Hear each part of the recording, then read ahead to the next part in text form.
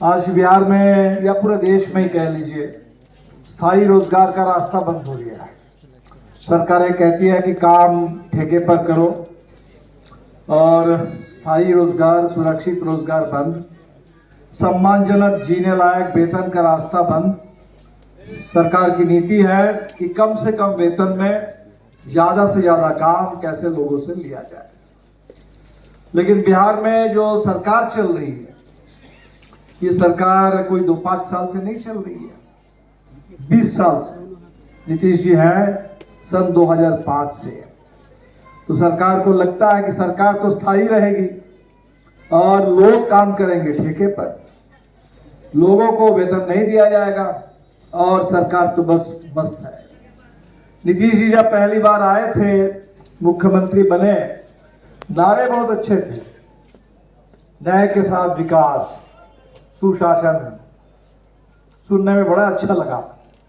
बहुत उम्मीद जगी बिहार में कि चलो कोई बात है, अब विकास होगा, रोजगार मिलेगा, न्याय मिलेगा, कानून व्यवस्था ठीक हो जाएगी, अपराध खत्म हो जाएगा, भ्रष्टाचार खत्म हो जाएगा और एक बेहतर बिहार बनेगा। तो 20 साल बीत गए और 20 साल बीतने के बाद आज तो हमारे सामने सच्चाई, सबके सामने, किसी के सामने छुपी हुई नहीं है। जो न्याय की बात थी वो पूरी तरह से अन्याय में तब्दील, चारों तरफ अन्याय है। आप कह रहे हैं विकास, तो अगर रोजगार नहीं तो किसका विकास, किस बात का विकास? सरकार ने खुद सर्वे कराया, कोई हमारा सर्वे नहीं है, सरकार का अपना सर्वे, और सरकार का सर्वे बता रहा है कि 6000 से कम आमदनी पर 94 लाख परिवार, लगभग 1 करोड़ परिवार, कुल आमदनी 6000, एक परिवार की कुल मंथली कमाई 6000। मतलब उस परिवार में अगर किसी को मनरेगा में काम मिल रहा है, वो मनरेगा से आने वाला पैसा भी उसमें शामिल है। अगर उसी परिवार में कोई रसोईया में काम कर रही है, जो भी आपको मानदेय मिलता है वो पैसा भी उसमें शामिल है। तो कुल आपकी आमदनी एक पूरे परिवार की 6000 से कम। 6000 मतलब प्रतिदिन का हिसाब लगाइए तो 200 रुपए। महंगाई कहाँ है? इस महंगाई के दौर में 200 रुपए में कोई परिवार जिंदा रह सकता है? और इसका मतलब क्या है? इसका मतलब बिहार अगर फिर भी जिंदा है और चल रहा है तो लोगों को कर्ज लेना पड़ रहा है, और हम देख रहे हैं वो कर्ज का भी बहुत बड़ा इस समय लोगों के ऊपर बोझ है। ये जो हमारे जीविका बहनों ने खड़ा किया था स्वयं सहायता समूह को, और बात ये हो रही थी, सरकार ने अभी कहा कि भाई जीविका को हमने आपको जो पैसा दिया है बहुत दे दिया है, अब आप अपने पैरों पर खड़े होइए और स्वयं सहायता समूह से चंदा लेकर के चलाइए।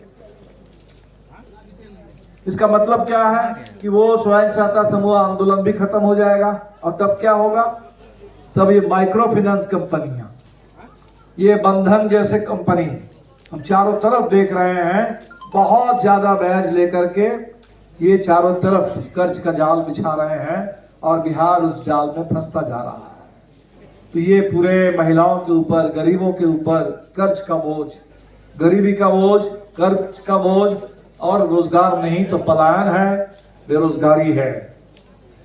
न्याय के साथ विकास हुआ, सुशासन पीछे करके लीजिए ना। आज पूरे चारों तरफ अपराध का फिर बोलबाला, दमन का बोलबाला, दलित उत्पीड़न का बोलबाला, अल्पसंख्यक समुदाय के ऊपर हमले, चाहे वो कब्रिस्तान का जमीन बचाने का सवाल हो या उनके रोजी रोटी का सवाल हो, हर जगह मॉब लिंचिंग, धमकी, दंगे, ये माहौल बना दिया।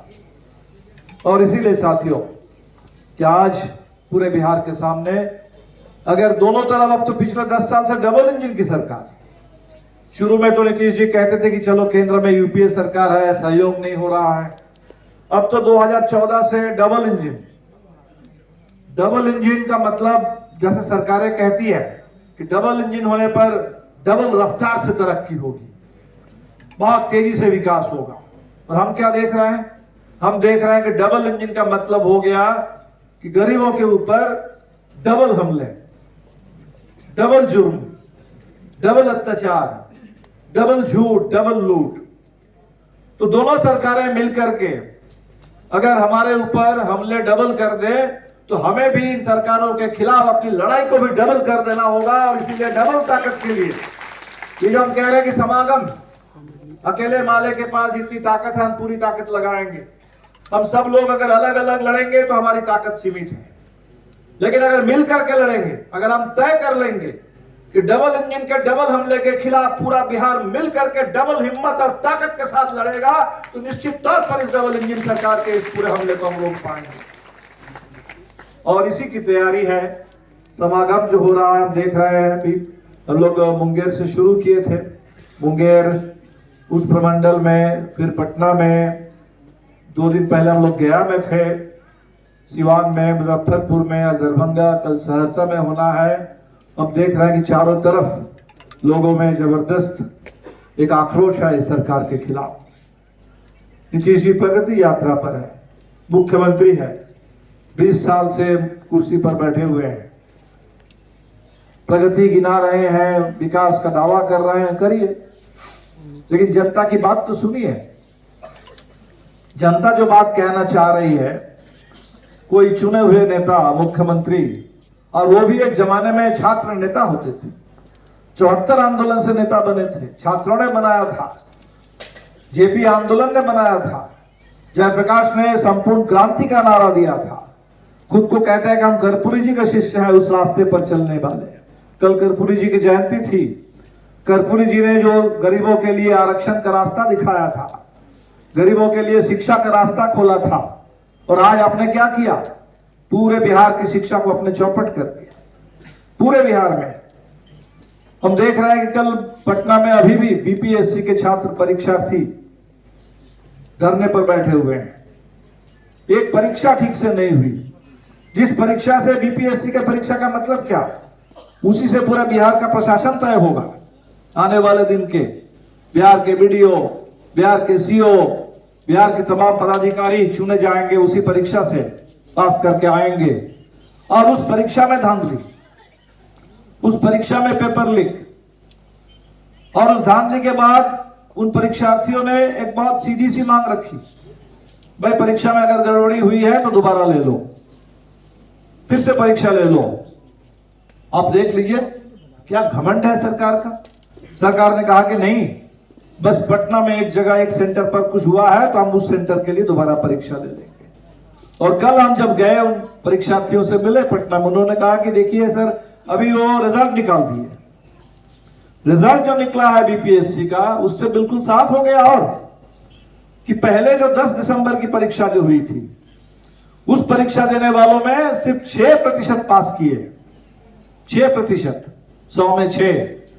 और दोबारा जो 4 जनवरी की परीक्षा हुई, जहां धांधली थी सबसे ज्यादा, वो लोग जब दोबारा परीक्षा दिए तो 100 में 20%, बिल्कुल साफ दिख रहा है।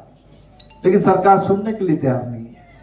और प्रगति यात्रा में नीतीश जी के पास कोई बात ना पहुंचे, कोई शिकायत ना पहुंचे, कोई आवाज ना उठा सके, रसोईया हो, आशा हो, आंगनबाड़ी हो, जीविका हो, छात्र नौजवान हो, कोई अपनी आवाज ना उठा सके, इसलिए पूरे प्रशासन का आतंक है। हर जगह देख रहा है कि माले के दफ्तर पर एक दिन पहले, 2 दिन पहले ही थाने से पुलिस 4 बेगूसराय में पता चला कि 4 थाने की पुलिस माले दफ्तर के बाहर।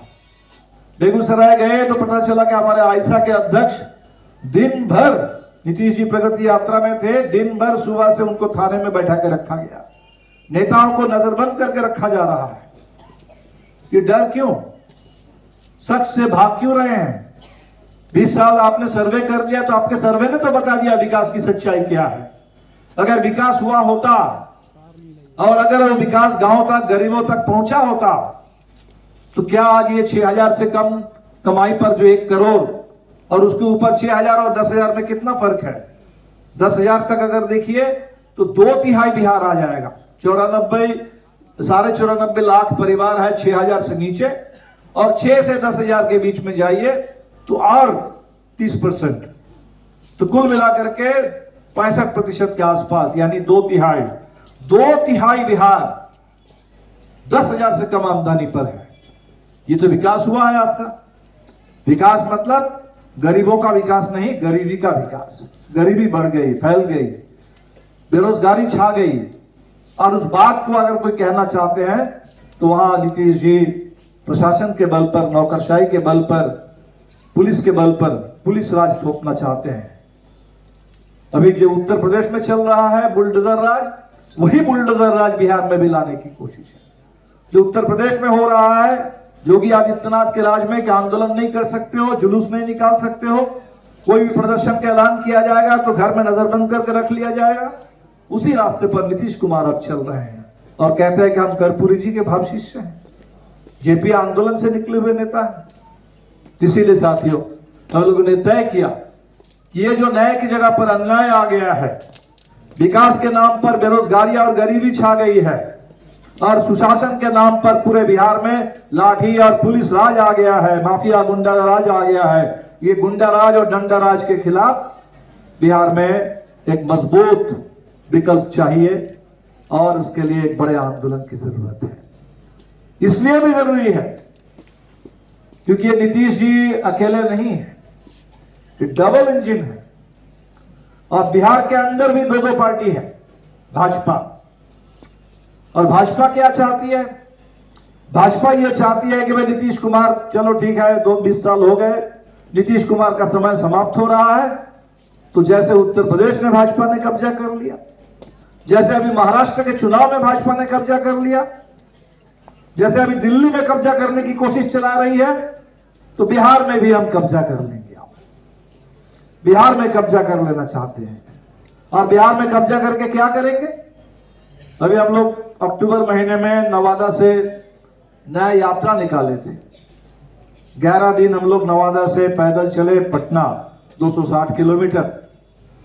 नवादा में कृष्णनगर में जहां दलित बस्तियों में आग लगा दी गई थी और जो 60 साल से बसे हुए लोग, उनको जमीन से बेदखल करने की साजिश में उनके घरों पर आग लगा करके उनको वहां से भगाया गया, लेकिन लोग वहां डटे हुए हैं अभी भी। तो हम लोग जब यात्रा में थे, हमने देखा कि हर तरह के लोग आ रहे हैं, मिल रहे हैं। जैसे यहाँ भी हमारे साथियों ने, कोई विद्युत मानव दल के लोग हैं, कोई कहीं कोई और ग्रुप डी के साथी हैं, कहीं भी आप लोग लड़ रहे हैं, अपने लड़ाई के मांग पत्र आप दे रहे हैं। तो हमने देखा कि बिहार के बच्चे, क्लास 8 क्लास 9 में पढ़ने वाली छात्रा, वो हमारी यात्रा में शामिल हो गई। और उन लोगों ने कहा कि हमारे सामने बड़ा एजेंडा क्या है कि बिहार में सरकारी स्कूल ठीक से चले। अगर स्कूल ठीक से नहीं चलेगा, शिक्षा नहीं मिलेगी, तो हम जाएंगे कहां, कैसे आगे बढ़ेंगे? ये निजीकरण हो रहा है शिक्षा का, प्राइवेट स्कूल में महंगी शिक्षा, उतना फीस दे करके हम कैसे पढ़ पाएंगे? अगर किसी तरह स्कूल में थोड़ा पढ़ेंगे तो ऊपर तो और उच्च शिक्षा तो नहीं मिलेगी। तो उनके सामने एजेंडा है कि सरकारी स्कूल ठीक से चले, सरकारी अस्पताल ठीक से काम करे। और बीजेपी का एजेंडा क्या है, भाजपा का? जिस समय बच्चे स्कूल की बात कर रहे थे, उसी समय हमने देखा गिरिराज सिंह सीमांचल में यात्रा निकाले हुए थे, त्रिशूल बांट रहे थे। तो बिहार का एजेंडा है स्कूल, बच्चों का एजेंडा है स्कूल, स्कूल ठीक से चले। और भाजपा का एजेंडा है त्रिशूल, त्रिशूल बांट करके पूरे बिहार में वो कर रहे हैं कि चलो यहाँ हिंदू मुस्लिम में बीच में दंगा लगा दो, बिहार के अंदर हिंदू मुसलमान के बीच में नफरत फैलाने का काम करो। यही कोशिश कर रहे थे झारखंड में, आदिवासी और मुसलमानों के बीच में दरार पैदा करने की साजिश। पूरा चुनाव झारखंड में हो रहा था कि वहां बस घुसपैठी, बांग्लादेशी आ गए, एक कह करके वोट लेना चाहते थे। लेकिन हमने देखा कि झारखंड के लोग जागरूक हैं और लोग उस झांसे में नहीं आए। लोगों ने कहा कि नहीं, ये सवाल नहीं है। सवाल क्या है? झारखंड की सरकार को, झारखंड की महिलाओं ने कहा कि महिलाओं की मदद कीजिए, और सरकार ने 2500 रुपए वहां के तमाम महिलाओं के लिए, जो 18 से लेकर के 49 साल तक की महिलाएं हैं, सबके लिए 2500 रुपए प्रति महीने मैया सम्मान योजना, ये बात वहां आई। अब वो बात आगे बढ़ रही है। अभी हम गए थे झारखंड में, तो लोगों ने कहा कि भाई ठीक है, 49-50 साल की महिलाओं के लिए अगर आप 2500 सरकार दे सकती है तो अच्छी बात है, लेकिन जो 55 साल की है, जो 60 साल की है, जो वृद्धा पेंशन है, वो तो अभी भी 1000 रुपए है, उसको भी बढ़ाओ। जरूर वो सवाल उठेगा और उस पर भी बात होगी। झारखंड के गरीबों ने कहा कि नहीं, हमारे लिए मुद्दा है कि 200 यूनिट बिजली अगर दिल्ली में फ्री मिलती है, 200 यूनिट बिजली अगर पटना आपके पंजाब में फ्री मिलती है तो झारखंड में भी फ्री मिले। बिजली बिल माफ किया गया, पुराना बकाया, और 200 यूनिट बिजली फ्री, मुद्दा ये है। तो बिहार में भी हम आपसे कहने आए हैं, इस आंदोलन से हम लोग यही कोशिश करेंगे कि बिहार के ये मुद्दे सामने आए।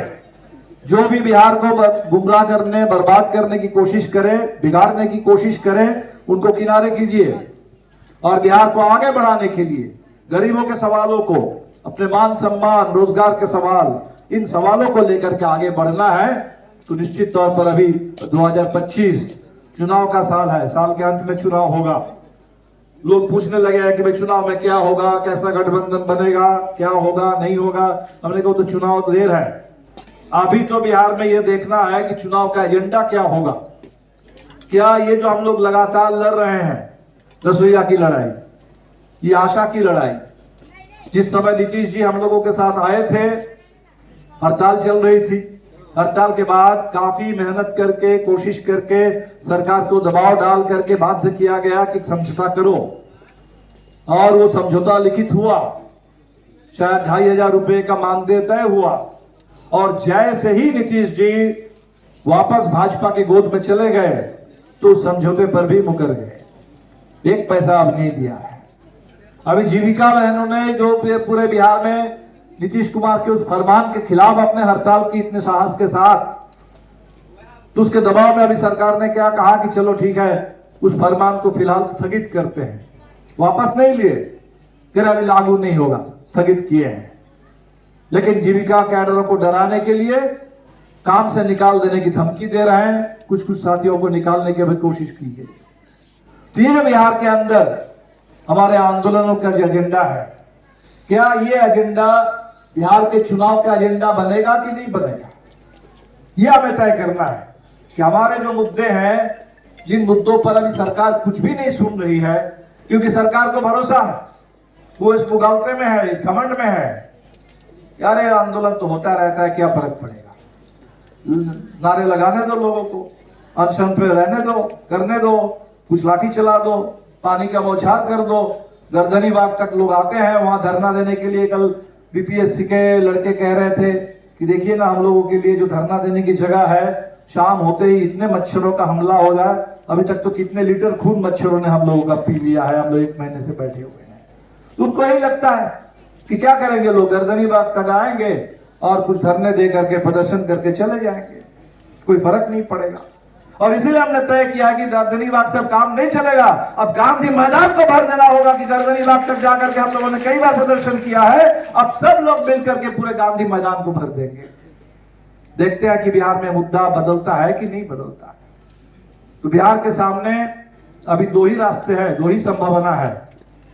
एक संभावना जो आशंका है, जो खतरा है, कि क्या बिहार महाराष्ट्र बनेगा, क्या बिहार उड़ीसा बन जाएगा, भाजपा की सरकार बन जाएगी, और वो भाजपा की सरकार जैसे उत्तर प्रदेश में बुलडोजर राज चल रहा है, वैसा बुलडोजर राज बिहार पर थोप देगी। एक आशंका ये है।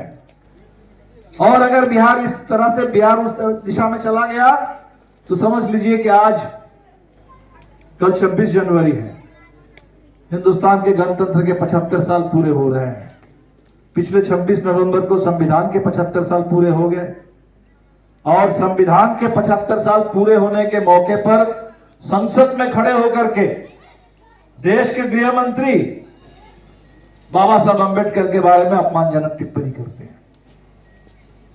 कहां से हिम्मत होती है, कहां से उनको ये साहस हो रहा है कि हिंदुस्तान में इस संविधान के खिलाफ, संविधान निर्माता बाबा साहब अम्बेडकर के खिलाफ अपमानजनक टिप्पणी करने की हिम्मत। उनको लगता है कि हम सत्ता में बैठे हुए हैं, हम कुछ भी कर सकते हैं, कुछ भी कर सकते हैं। तो ये 26 जनवरी कल पूरे देश में हम गणतंत्र दिवस मनाएंगे। हमने तो तय किया कि वो जो संविधान का पहला पन्ना है, वो जो पहला पन्ना है जिस पन्ने में लिखा गया है, ये संविधान और कहीं से नहीं आया, ये आसमान से नहीं गिरा, किसी धर्म से हमको नहीं मिला। ये संविधान हिंदुस्तान में आजादी के आंदोलन से निकला है, और उस आजादी के आंदोलन से निकले हुए लोगों ने कहा कि हम भारत के लोग भारत को एक धर्मनिरपेक्ष, लोकतांत्रिक समाजवादी गणराज्य संप्रभु गणराज्य के रूप में घोषित करते हैं। उस संविधान ने उस समय तय किया, जरा सोचिए, जिस समय देश का बंटवारा हुआ, वाकई तनाव था, दंगे हो रहे थे, हिंदू मुसलमानों के बीच में कुछ लोगों ने, एक तरफ हिंदू महासभा आरएसएस, दूसरी तरफ मुस्लिम लीग, सबने मिलकर के देश को बांट दिया। अंग्रेज भी थे, वो चाहते थे कि भाई फूट डालो और राज करो, देश को कमजोर करने के लिए बांट दो। लेकिन वैसे दौर में देश के बंटवारे के बाद जो संविधान लिखा गया, उस संविधान ने पूरे देश की आवाज को उस संविधान में उसको लिपिबद्ध किया और कहा कि नहीं, ये मुल्क एक है और यहां कोई भेदभाव नहीं होगा, न धर्म के नाम पर, न जाति के नाम पर, न भाषा के नाम पर, न अमीर और गरीब के बीच में सबको एक वोट डालने का अधिकार होगा, सबके लिए बराबरी, सबके लिए न्याय, सामाजिक आर्थिक राजनीतिक न्याय और सबके बीच में आपस में भाईचारा, ये संविधान ने कहा। तो अगर बिहार में भाजपा आ जाएगी, इसका मतलब है कि बिहार को आज जो संविधान पर हमले हो रहे हैं, संविधान पर हमले करने के लिए बिहार को लेबोरेटरी बना देंगे। जो हमला गुजरात में होता है, जो हमला महाराष्ट्र में हो रहा है, उसको बिहार को कब्जा करके और तेज कर देंगे। तो हमें झारखंड से सीखना है, झारखंड से ऊर्जा लेना है। बिरसा मुंडा के प्रदेश में, सिद्धो कान्हू के उस झारखंड में लोगों ने भाजपा को ठुकरा दिया है। फिर एक बार कोशिश करते रह गए, असम के मुख्यमंत्री आकर के पूरे झारखंड में आग लगाने की कोशिश करते रह गए, वो योगी आदित्यनाथ आकर के भड़काते रहे, लेकिन झारखंड ने कहा कि नहीं, हम तो इस अपने मुद्दे पर डटे हुए हैं, हमें आदिवासियों के अधिकार चाहिए, जल जंगल जमीन पर अपना हक चाहिए, संविधान की रक्षा चाहिए। झारखंड ने सुना है। उत्तर प्रदेश ने लोकसभा चुनाव में जिस अयोध्या में अभी मोहन भागवत ने क्या कहा कि आजादी राम मंदिर से आई। 23 तारीख को सुभाष बोस को हमने फिर एक बार याद किया। देश में हिंदुस्तान की आजादी भगत सिंह, सुभाष चंद्र बोस, नेहरू, गांधी, मौलाना आजाद, कांग्रेस के नेता, कम्युनिस्ट के नेता, समाजवादी नेता, इन तमाम लोगों ने लड़ करके, लंबी लड़ाई लड़ करके देश को आजादी दिलाने का काम किया। और आज मोहन भागवत कहते हैं कि राम मंदिर से आजादी आई। राम मंदिर तो सुप्रीम कोर्ट के कहने पर बना, और सुप्रीम कोर्ट ने क्या कहा? सुप्रीम कोर्ट ने कहा कि बाबरी मस्जिद को गिराना जुर्म था, गलत था, संविधान के खिलाफ था, कानून के खिलाफ था। बावजूद इसके सुप्रीम कोर्ट को लगा कि चलो एक मंदिर भी बन जाए, मस्जिद अलग बन जाए, तो शायद ये मंदिर मस्जिद का जो झगड़ा है ये हमेशा हमेशा के लिए खत्म हो जाएगा। और इस उम्मीद से सुप्रीम कोर्ट ने कह दिया कि चलो यहां मंदिर बना लो और बगल में एक मस्जिद अलग बन जाए। और अब क्या कह रहे हैं? कह रहे हैं कि देश की असली आजादी मंदिर से, मंदिर बनने से आजादी आई।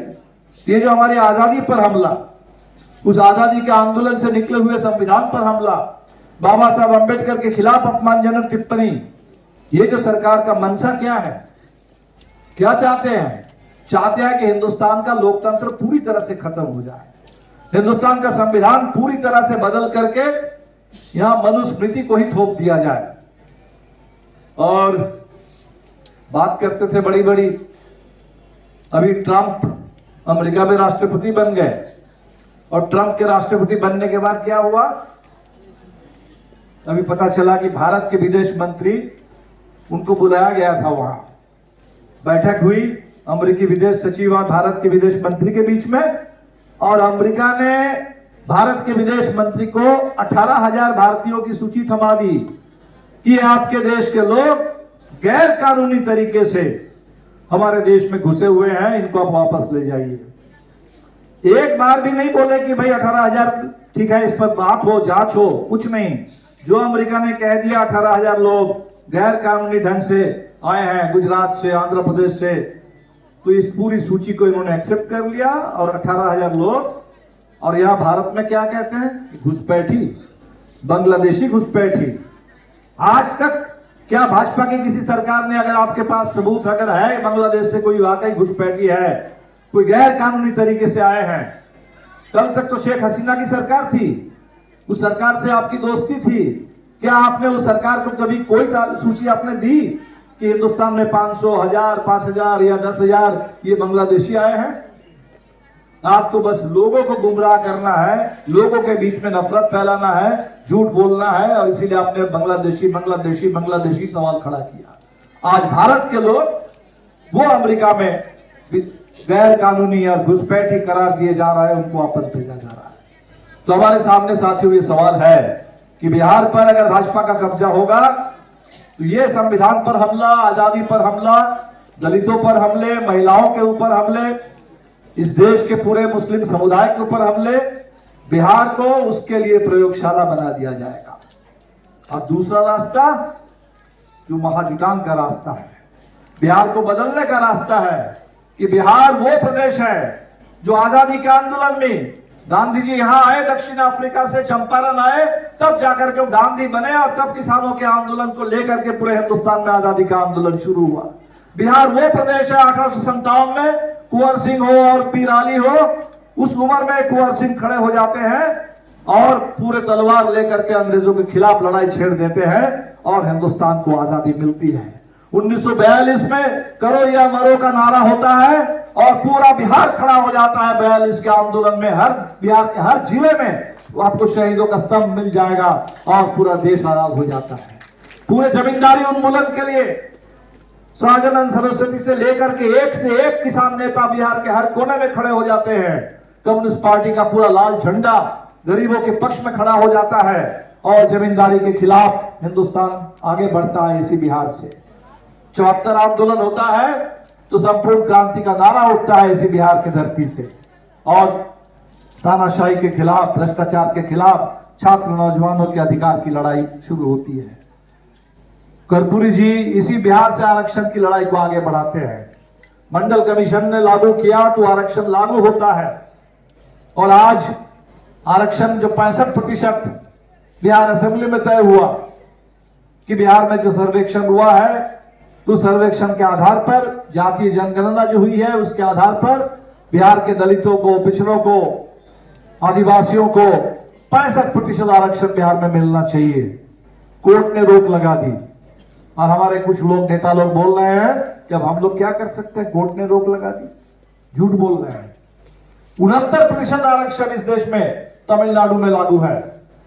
69% कैसे लागू है? वहां सुप्रीम कोर्ट नहीं है क्या? वो इसलिए लागू है कि तमिलनाडु का आरक्षण संविधान के 9वीं अनुसूची में दर्ज है।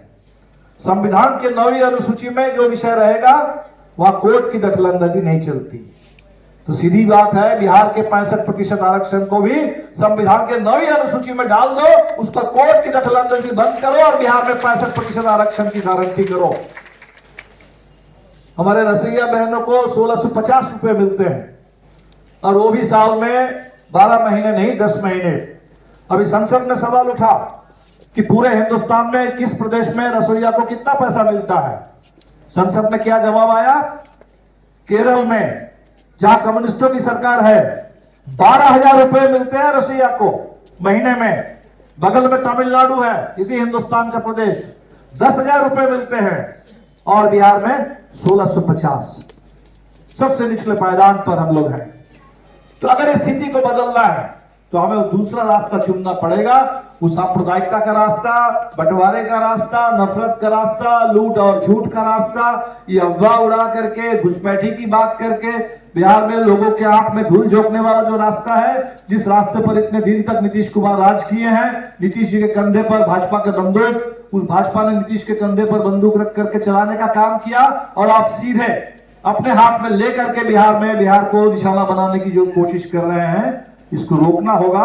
और तब बिहार न सिर्फ खुद को बचाने का, खुद को आगे बढ़ाने की लड़ाई लड़ेगा, जो बिहार ने हमेशा काम किया, पूरे मुल्क को एक दिशा देने का, आजादी के लिए, सामाजिक न्याय के लिए, धर्मनिरपेक्षता के लिए। मुझे याद है 1990, वो 90 के समय में जब रथ यात्रा निकली, रथ यात्रा लेकर के चले, तो हम लोगों ने भी, हमारे कॉमरेड नागभूषण पटनायक थे इंडियन पीपुल्स फ्रंट से, हम लोगों ने भी रथ यात्रा के समानांतर मैत्री यात्रा निकाली।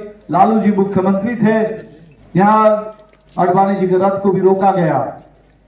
तो 90 के उस दौर में बिहार ने भाजपा को रोका, उस रास्ते पर बिहार को जाने नहीं दिया और आज अगर ये लोग कुछ लोग सोच रहे हैं कि इस दौर में जब पूरे देश का संविधान खतरे में है, लोकतंत्र खतरे में है, तो बिहार पर भाजपा का कब्जा हो जाएगा। ऐसे दौर में बिहार को बचाने के लिए निर्णायक एकता की जरूरत है और इसीलिए ये बदलो बिहार महाजुटान, इस महाजुटान से न सिर्फ हम लोग अपने अपनी जो मांगे हैं, जो अपने मुद्दे हैं, निश्चित तौर पर उस लड़ाई को हम लोग आगे बढ़ाएंगे, मिलकर के लड़ेंगे तो जरूर मिलेगा। किसानों ने दिखाया, किसान पूरे देश के किसानों ने मिलकर के लड़ा और मिलकर जब किसान लड़ाई लड़े, दिल्ली पर डेरा डाल दिए, दिल्ली के बॉर्डर पर किसान आकर के रह गए, तो एक साल में किसान, ठीक है 700 किसान शहीद हुए उस पूरे, लेकिन किसानों ने ऐसा इतिहास